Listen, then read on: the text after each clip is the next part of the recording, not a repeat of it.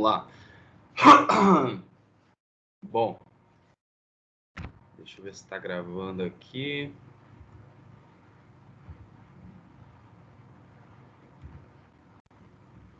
Maravilha.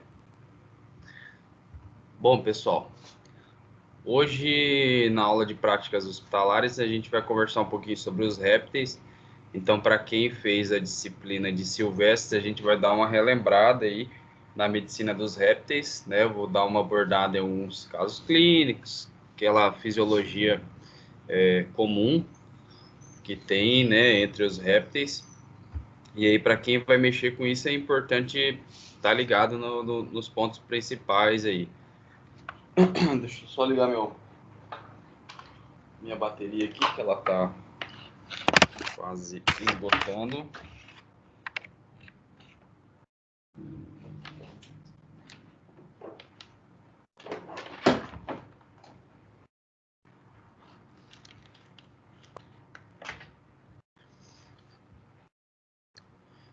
Então, pessoal, nessa aula de répteis, eu vou abordar mais os répteis exóticos, que são esses mais comuns, né, que chegam na clínica. Quem são os mais, assim, comuns, né? Entre os quelônios, a gente tem vários aí, né? Tem os jabutis, que eu já falei para vocês, os 4 jabutis que existem no planeta, né? Mas os que chegam normalmente são os tigres d'água. Então, os tigres d'água são aquelas tartaruguinhas bem pequenas que a gente acaba comprando ali no pet shop, né? Ela mal cabe ali na palma da mão. Muita gente acha que esse animal ele vai ficar pequeno para o resto da vida, mas acaba ficando surpreso com o tamanho que esses bichos eles chegam, né, com o passar dos anos. Então, às vezes a pessoa ela se prepara para ter um recinto ali para esse animal, um aquário pequenininho, né? Mas o animal ele começa a crescer e a pessoa logo tem que improvisar um outro tipo de recinto. E aí é muito comum a galera criar esses bichos em bacia, tanque, né? Então existem 2 tipos de tigre d'água, tá? Existe o tigre d'água brasileiro, né? E o tigre d'água americano. A diferença que eu mostro para vocês, né, entre o brasileiro e o americano é que o americano ele apresenta essa borda aqui avermelhada, né? Mais ou menos ali na região da cabeça, tem dos 2 lados, é bilateral isso. Então eles apresentam essa tonalidade avermelhada na cabeça. Então, assim que eu diferencio o brasileiro do americano, tá? E aí, lembrando que o tigre d'água americano, ele é um animal que você pode criar em casa, que normalmente a gente compra em pet shop, criador, né?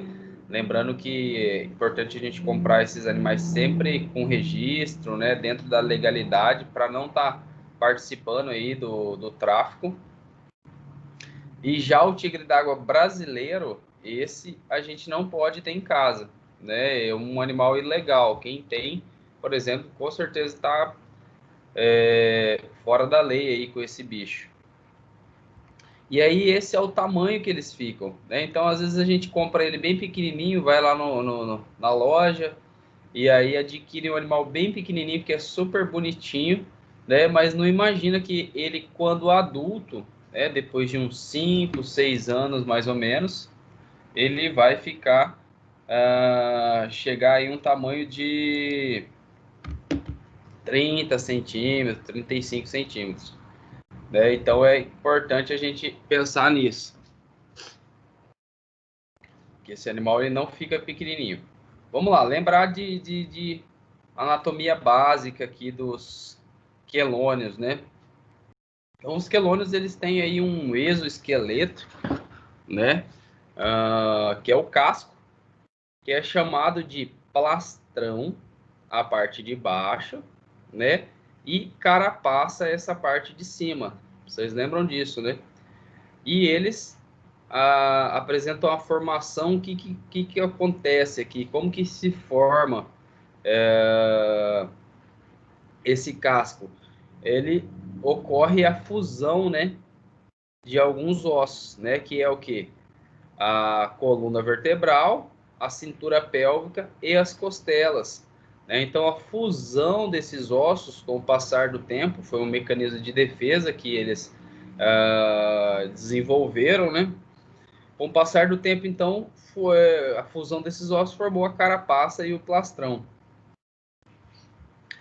E aí é importante a gente saber que na carapaça, né, que é a parte de cima, e no plastrão, que é a parte de baixo, existem várias placas córneas, né? Essas placas córneas, elas têm ali uma nomenclatura. As centrais aqui, elas são as placas córneas vertebrais, as costais, né, são as mais laterais, e as marginais. Isso olhando a carapaça de cima. Já olhando por baixo, né, o plastrão, aumenta um pouquinho mais a nomenclatura ali. Então a gente tem a gular, né? Tem a placa óssea humeral, a peitoral, a abdominal, femoral, anal, tá? E aqui a gente tem as inframarginais e a axilar. Isso aqui é importante porque quando a gente pega um animal com fratura, principalmente se você for fazer um encaminhamento para tirar um raio-x, ver se não afetou um órgão interno, né? Você precisa anotar na requisição e também no prontuário do animal, no laudo ali, a região que está ocorrendo aquele problema. Então, bom, estou aqui com tigre d'água que foi atropelado, fugiu lá do recinto onde ele morava, foi para a garagem, e o proprietário sem querer passou por cima e fraturou a carapaça e o plastrão. E eu preciso de um raio-x ali da região da placa córnea vertebral e segunda costal. Então é importante que a gente saiba essa nomenclatura para poder colocar no prontuário ali, né? E aí conseguir realizar um exame da melhor maneira possível. Lembrar que esses animais eles têm aí uma dieta onívora, né? Então eles vão se alimentar aí de folhas, flores, frutos e insetos. Os jabutis eles se alimentam de carniça também. Eles são onívoros generalistas, né? Então o que eles encontrarem pela frente, eles acabam experimentando ali. Se for do paladar, eles se alimentam numa boa. Professor, como é que eu faço para descobrir o sexo do meu jabuti? Então, ó, existem formas de a gente identificar. Por exemplo, no jabuti, o jabuti é aquele quelônio terrestre, né? Não vai pegar o jabuti e jogar na água, porque ele não sabe nadar. Então, vai acabar se afogando e a gente vai matar esse bicho se fizer isso. O jabuti, então, é aquele mais robusto. Como a gente identifica se ele é macho ou fêmea? Então, a gente olha lá pelo plastrão do bicho, né? Então, ó, o macho, ele vai apresentar uma concavidade aqui no plastrão. Essa concavidade, ela é justamente para apoiar em cima da carapaça da fêmea, né? Ele faz um movimento ali como sobe em cima dela, o próprio peso dá uma travada, então ele encaixa o plastrão na carapaça da fêmea e ele trava essa fêmea para fazer a cópula, né? Então a gente consegue identificar por esse sistema, né? Por essa concavidade que o macho apresenta e a fêmea não. A fêmea já apresenta o plastrão reto. Então essa é uma das formas das mais fáceis da gente identificar se o animal é macho ou fêmea, tá? Já no caso dos tigres d'água, daqueles quelônios semiaquáticos, a gente não consegue perceber essa concavidade no plastrão, né? O macho ele não vai apresentar, e aí a gente se identifica por outras morfologias, que é o caso aqui da cauda, base da cauda, né? Então, se a gente for comparar o macho com a fêmea, a cauda da fêmea ela é menor e mais robusta, mais grossa a base dela, né? Enquanto do macho ela é mais fino e mais comprido, tá? Então essa é uma das alternativas, mas ela fica fácil da gente identificar se a gente compara um com o outro. Se eu tenho um indivíduo só, eu não tenho como comparar, fica um pouquinho mais difícil, né? Às vezes não é tão fino e comprido, às vezes não é tão grosso e curto, é um tamanho meio médio ali, regular, fica fácil da gente confundir. E aí a gente passa para uma outra medida que seria o quê? As garras. Então, se você perceber aí, quem tiver um tigre d'água em casa, dá uma olhadinha nele e vai perceber que se ele tiver as garras, né, do membro anterior ali bem comprida, esse animal ele é macho, tá? E as fêmeas, as unhas são bem curtinhas.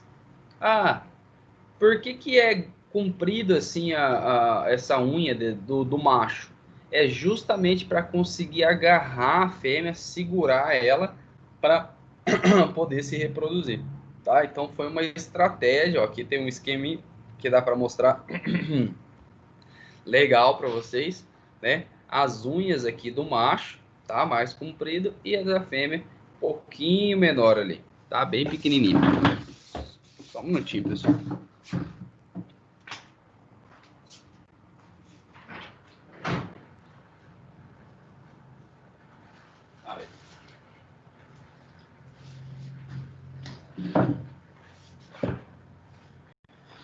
Então, essa é um jeito de identificar aí, né, uma fêmea. Lembrar que esses animais, eles botam ovos, né? Então, geralmente eles cavam um buraco e aí enterram seus ovos ali, não tem cuidado parental. Então, o jabuti, ele bota os ovos ali em terra e assim que eclodir, os filhotes eles saem e eles já têm um instinto de sobrevivência, né, bem formado que vai conseguir dar esse suporte para esses animais. Normalmente eles botam aí de 1 a 15 ovos, né, dependendo da espécie. E né, normalmente quando os filhotes eles nascem, essa carapaça aqui ela é bem cartilaginosa. Então ela é fácil de, até com os dedos você consegue movimentar ela, ela é bem flexível, né? Então não é um material rígido, não se formou uma casca ali ainda, tá? Bom, é importante que quando esses animais eles cheguem para consulta, né, eu costumo dizer que é padrão ali, protocolo padrão, a gente coletar um exame de sangue, pelo menos um hemograma, rodar um hemograma, para saber como que está o estado de saúde desse animal e até para a gente comparar, mesmo que ele esteja normal, né, com comportamento normal, apetite, etc.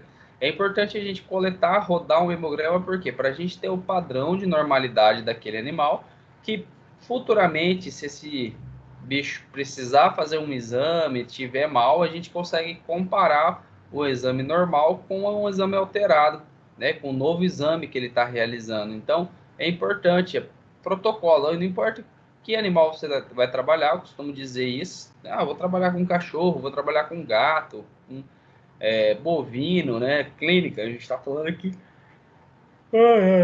Desculpa, pessoal. Segundona braba. Não importa que bicho a gente vai estar trabalhando, né? A gente tem que lembrar disso. Ó. Se eu trabalho com clínica, eu tenho que coletar um exame de sangue desse animal para rodar, saber ali o que está acontecendo, tá? Então são pontos importantes aí que a gente tem que estar ligado.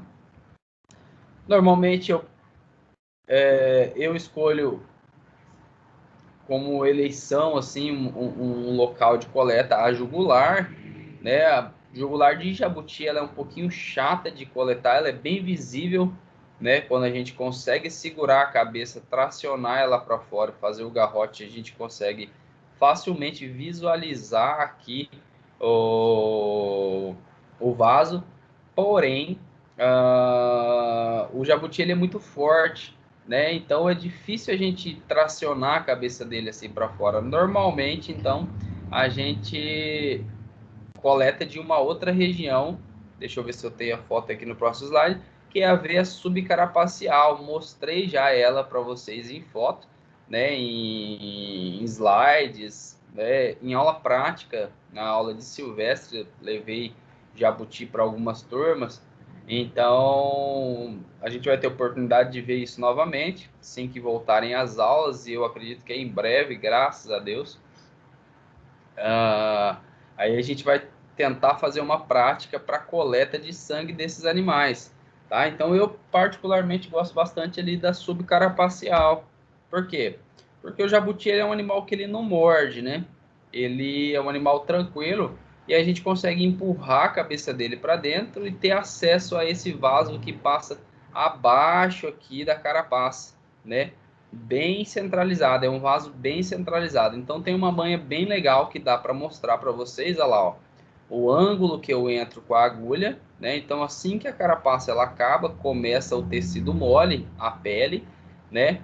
E a gente tem que lembrar que esse vaso ele é bem centralizado, é um vaso grande, calibroso, né? E aí a gente com o ângulo com esse ângulo aqui da seringa e da agulha, a gente consegue ter acesso. Ele está bem dorsal ali, tá? Então, um vaso bacana, muito mais fácil de coletar. Não é tão fácil, é óbvio, exige um pouco de prática, mas ele é bem mais fácil de coletar do que da safena ou da jugular, né? Justamente por quê? Porque esse animal é muito forte, a força de tração dele ali faz com que ele se mantenha protegido dentro desse casco dele para a gente retirar os membros para fazer uma aplicação, uma coleta, é muito difícil, praticamente impossível. A gente tem que ir mais ou menos no tempo do animal, né? Então, muitas vezes nós ficamos esperando ali 10, 15, 20 minutos e até desistimos, porque o bicho, ele ativa esse mecanismo de defesa dele e não tem quem faz ele tirar a cabeça para fora ou os membros. Ok? Vamos lá. Então, coleta de sangue, beleza, vocês já estão sabendo. Subcarapacial, jugular, cefálica, safena. Embora a cefálica e a safena a gente não consegue visualizar ela por conta das escamas presentes no membro, né? Mas é possível. Tenho até veterinários que gostam de coletar dos membros, né? Mas, professor, como que eles enxergam? Eles não enxergam, eles vão anatomicamente. Então, assim, você sabe que o vaso passa aqui, no meio. Então, você vai anatomicamente ali com a agulha superficial, entra com a agulha entre as escamas, né? E aí a pessoa, esse meu colega, ele tem sempre sucesso, assim, bem legal. Vamos lá. Aplicação intramuscular, isso é uma coisa importante que a gente deve lembrar sempre. Chegou um réptil, um jabuti, um tigre d'água na sua clínica para você coletar um exame, é importante você lembrar, né? Coletar um exame para você examinar e já fazer uma aplicação de medicação anti-inflamatório, analgésico, uma vitamina A, uma vitamina C, independente do protocolo que você vai usar, né? É importante que você saiba que aplicações intramusculares a gente deve fazer sempre nos membros anteriores, né? Então pode ser os membros aqui anteriores, também pode ser essa musculatura que ele tem aqui, ó.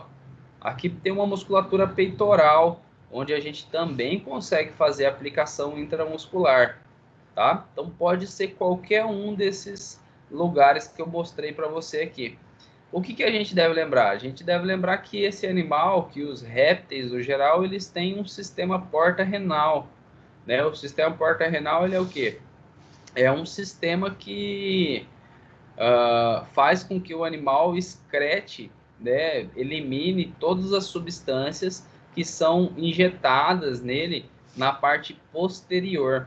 Então, se eu faço uma aplicação intramuscular lá na pata de trás, lá no membro posterior, consequentemente, essa medicação ela vai ser eliminada, vai ser excretada pelo sistema renal, né, pelos rins.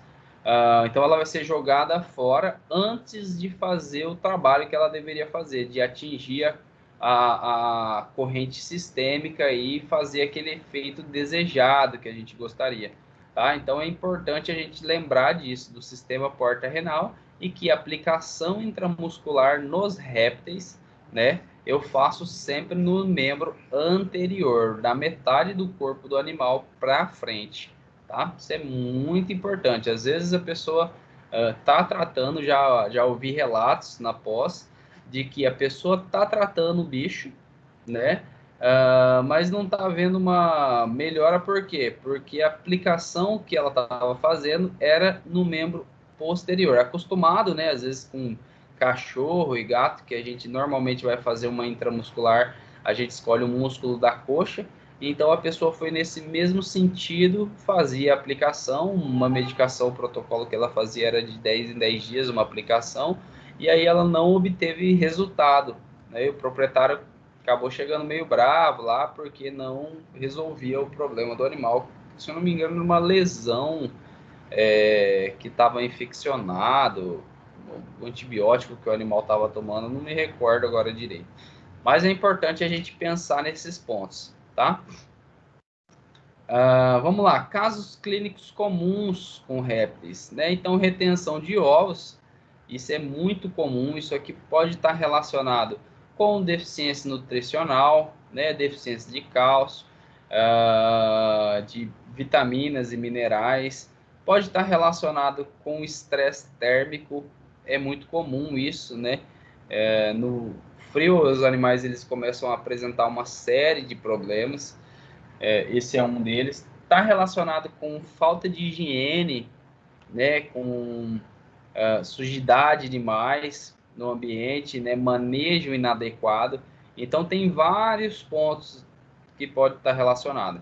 E o que acontece na retenção de ovos? A fêmea, ela não consegue botar esses ovos, né? E quando ela não consegue, às vezes o ovo está grande demais, ela não teve dilatação, está com uma deficiência nutricional que não conseguiu dilatar esse canal pélvico aqui para a passagem dos ovos. E quando ela não consegue fazer isso, esse ovo, ele fica preso ali e com o tempo ele começa a calcificar. E ele até aumenta de tamanho. Eu vou mostrar uma foto para vocês. E aí, olha só. Ela não bota esses ovos, né? E esses ovos eles ficam presos ali. Com o passar do tempo, e é bastante tempo, e o réptil, por ele ter um metabolismo muito lento, né, devagar, tudo nele é muito demorado, e até a resposta para um problema ela é demorada. A gente, como tutor, às vezes demora para identificar que o animal está passando por um problema, né? Isso é uma característica dos exóticos, dos selvagens, de camuflar, né, essa percepção de dor, né, esse fragilidade, eles não mostram a fragilidade, que estão doentes, passando mal, por quê? Porque na natureza, se eles fazem isso, eles se tornam uma presa fácil. A natureza não tem dó de ninguém, né? Então, se você tá lá, é um animal, tá se mostrando fraco, rapidamente um predador vai identificar aquilo e vai falar, opa, essa é uma presa fácil, vem aqui que já era. Então, por conta disso, eles camuflam, né, o sinal clínico ali. Então, normalmente demora muito para a gente identificar um problema. Esse aqui, há algum tempo, o proprietário percebeu, né, o tutor percebeu que o animal não estava se alimentando, estava andando muito lento, né, mais do que o comum, né, as fezes não estavam legal. E aí? Desculpa, pessoal. E aí, esse animal para a clínica, né, foi feito uma avaliação, um raio-x, e constatou que ele estava com esse problema que é a retenção de ovos. Como que eu resolvo esse problema aqui? Esse problema, ele é a gente pode considerar uma cirurgia ortopédica, né? Por quê? Porque a gente precisa daí serrar o plastrão, né? Então, olha aqui, a gente tem que cortar o plastrão, lembrando que o plastrão ele é uma base óssea, né? E aí a gente retira esse plastrão, tem um ângulo aqui que a gente faz esse corte, então não é um ângulo reto, ele tem que ter ali uma curvatura de 45 graus. Por quê? Porque é como se fosse a gente tirar uma tampa e colocar. Essa tampa ela precisa encaixar certinho ali para não correr o risco dela escorregar lá para dentro na hora que eu for fechar, né? Então por isso ela tem que ter um ângulo de 45 graus, né? Onde ela encaixa certinho ali e não cai lá para dentro, tá? Então é necessário serrar, né? Geralmente a gente utiliza aí uma Dremel, existem algumas máquinas que facilita esse processo. E aí serrando no ângulo certo a gente consegue ter acesso à cavidade celomática desse animal e fazer a retirada desses ovos. Olha o tamanho desse ovo, né? Então era um ovo muito grande. Eu não sei se eu tenho as fotos, mas eu já mostrei esse caso aqui para vocês, para a galera que fez silvestres, e eu mostro a comparação do ovo que está retido ali com um ovo normal, né? Então é bem esse que está retido já está calcificado, já está duro, ele é bem maior do que um ovo comum, tá? Outro caso comum são os prolapsos, né? Tanto prolapso de pênis como de reto ou de oviduto é muito comum quando o animal ele passa por um estresse térmico, né? Então a gente sabe que o réptil é um animal de sangue frio, então ele não produz calor, mas ele não produzir calor não significa que ele não precisa de calor. Não, ele só não consegue produzir, mas ele precisa tanto que de manhã cedo a gente percebe esses animais tomando sol, né, na beira do córrego. Você andar ali no beira do córrego no Ernesto Geisel, em qualquer lugar, você percebe que eles tomam sol de manhã cedo, então é uma maneira que eles têm para se aquecer, né? Então não produz frio, não produz calor, desculpa, mas necessita receber esse calor. E aí quando vem uma temperatura muito brusca, uma temperatura baixa, o que acontece? Esse estresse térmico faz com que alguns animais eles prolapse, né? Então, ocorrendo aí um prolapso ou de pênis, né? Onde a gente consegue identificar o pênis ali do animal, né? Se ele tá... Aqui é essa foto ilustrativa, eu peguei na internet, mas ela mostra aqui que aqui não tem um tecido viável mais, já é um tecido, né, que tá ruim. Aqui nesse caso, então, teria que ser amputado esse pênis, né? Infelizmente, o animal não vai mais poder utilizar esse membro. Por quê? Porque já está um tecido necrosado, provavelmente prolapsou, o tutor não percebeu, o animal continuou se locomovendo pela casa, né? Com esse membro arrastando pelo chão ali, até necrosar e chegar a esse estado e ele se tocar e levar lá para a clínica para fazer um exame, tá? Se tivesse um tecido viável, qual que era a redução aqui do prolapso? Lavava bem com soro fisiológico, água fria, né, para tentar diminuir o edema que está acontecendo, a inflamação, e aí colocava para dentro esse pênis e suturava aquela sutura bolsa de tabaco, bolsa de fumo, né? Dependendo da literatura, ela chama de outra forma, tá? A mesma coisa, então, com o prolapso de reto, né? O prolapso de reto, olha lá, ocorreu aqui, ó. A gente avalia o tecido, se está viável ou não. Se não tiver, a gente tem que retirar o tecido que não está viável. Então, fazer uma sutura no reto, puxar, né, até onde está viável, retira a parte inviável, sutura novamente, coloca para dentro e faz a sutura de bolsa de tabaco, tá? Então, normalmente, os prolapsos a gente vai utilizar essa sutura de bolsa de tabaco. E aqui um exemplo de prolapso de oviduto, tá? Onde ocorreu o mesmo problema. A gente tem que avaliar se o tecido está viável ou não. Ok? Outros casos bem comuns são as doenças osteometabólicas. Então, tem gente que não dá proteína para esse animal, só dá verduras e esquece que o animal ele é um onívoro generalista, né? Às vezes nem esquece, ela não sabe mesmo. Ganhou um jabuti ali de presente e aí acabou não se ligando nisso e vai dando ali os restos de comida, arroz, salada, não sei o que, esquece da proteína. O animal, no processo de desenvolvimento dele, ele acaba aí tendo uma doença osteometabólica, né? Então a gente tem que pensar nesses pontos também. Aqui mais um exemplo, então, de doença osteometabólica. Professor, como que eu faço para prevenir doença osteometabólica? Prevenir é a gente fornecer uma alimentação saudável para esse animal, né? Agora, como que eu faço para reverter um processo que já está nesse modelo aqui? Eu tenho como corrigir a alimentação do animal e fazer com que ele fique normal? Aí já é muito mais difícil, né? Por quê? Porque a gente lembra que o metabolismo desse animal ele é muito lento.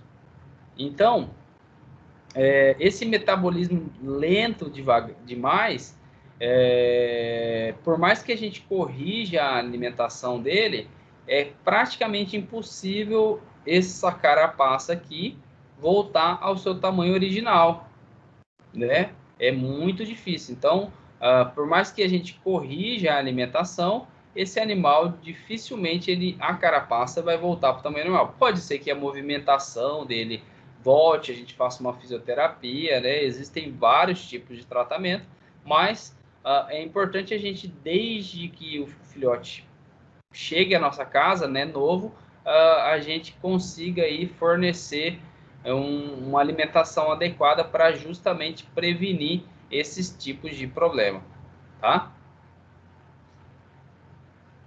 Então, pessoal, basicamente é isso essa aula, tá? Dá uma refrescada na memória de vocês em cuidados com a medicina de répteis, tá? A gente vai continuar ela na aula que vem, então vou falar um pouquinho das serpentes e, se eu não me engano, a prova de vocês logo mais já está chegando. A gente vai elaborar umas questões aí e parece que essa semana já sai uma normativa dizendo se a gente pode ou não voltar para as aulas presenciais. Vamos todo mundo aí cruzar os dedos, né? Porque tenho certeza que assim como nós, os professores, ninguém aguenta mais essa aula online. Tá todo mundo precisando de uma aula presencial, é muito mais interessante, muito mais proveitoso, né? Então, vamos torcer aí para que a gente possa voltar às nossas aulas, né? Eu andei essa semana aí na cidade, sexta-feira à noite, sábado à noite, dei uma passada ali no centro, eu vi os barzinhos tudo cheio, a galera sem máscara, então tive a impressão que o pessoal não tem se cuidado muito, né? Lógico, isso vai ter algumas consequências, né? Acho que a gente deve se cuidar, mas em contrapartida, pô, se tá tudo funcionando já, né? Barzinho, já foi liberado balada aí pelo nosso prefeito, né? As festinhas particulares. Então, por que não voltar às aulas presenciais, né? Cada um, lógico, tomando os devidos cuidados, álcool, máscara, etc. Mas eu acho importante a gente poder voltar aí para a sala de aula, onde a gente tem muito mais proveito, né? E principalmente por conta das aulas práticas, né? As aulas práticas aí são fundamentais para a gente melhorar na nossa profissão, né? Para a gente se tornar um bom profissional. Na medicina veterinária é prática, por isso que eu dou a dica para vocês: façam estágio, né? Eu quero mexer com cavalo, vai fazer estágio. Quero mexer com silvestre, quero mexer com pequenos, estágio, pessoal. É no estágio que vocês vão aprender, né? A teoria aqui ela ajuda vocês a terem uma noção, né? Pô, já ouvi falar de prolapso, já ouvi falar de retenção de ovos em jabutis, em répteis, né? Já ouvi falar, mas é na prática que vocês vão realmente fixar aquilo na memória, tá? Então é importante que vocês façam estágio, é importante que vocês vão para a prática ali, coloquem a mão no bicho, né? Eu brinco que desde que eu me formei em veterinária, eu tenho um objetivo de todos os dias da minha vida ter contato com o animal, seja fazer um carinho, avaliar ali, coisa do tipo, ou examinar mesmo, né? Auscultar, medir temperatura, mucosa, fazer por quê? Porque é a prática que faz a gente chegar à perfeição, né? Aquela brincadeira que eu falo com vocês, quer ficar bom em alguma coisa? Gaste 1000 horas fazendo aquilo, né? Isso é para medicina veterinária, para cirurgia, para, sei lá, aula de violão. Quer ficar bom tocar violão? Gaste 1000 horas fazendo aquilo. É impossível, mesmo que você não tenha o dom para aquilo, você vai praticar tantas vezes que você vai ficar bom, né? Então, pensar nesses pontos. A medicina veterinária é uma profissão muito rica, né? Uma profissão muito legal que você consegue ganhar dinheiro também, né? Se você for um bom profissional. Mas isso só vai depender de vocês. Vocês estão quase se formando, né? Já estão aí no, no bico da faculdade, já saindo, então tem que pensar, e aí, vou pegar o meu diploma, o que, que eu vou fazer da minha vida, qual que é o meu plano A, qual que é o meu plano B, plano C, plano D, né?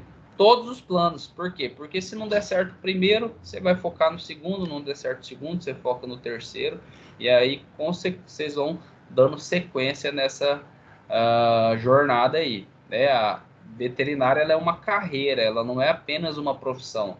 Então, ela é uma carreira que vocês vão adquirindo clientes, montando a cartela de clientes, fazendo o nome de vocês com o passar do tempo, tá? Então, imagine, vocês têm que começar a imaginar, pô, o que vai ser de mim daqui 1 ano que eu tô com o diploma, daqui 5, daqui 10, onde que eu quero estar, o que eu quero estar fazendo.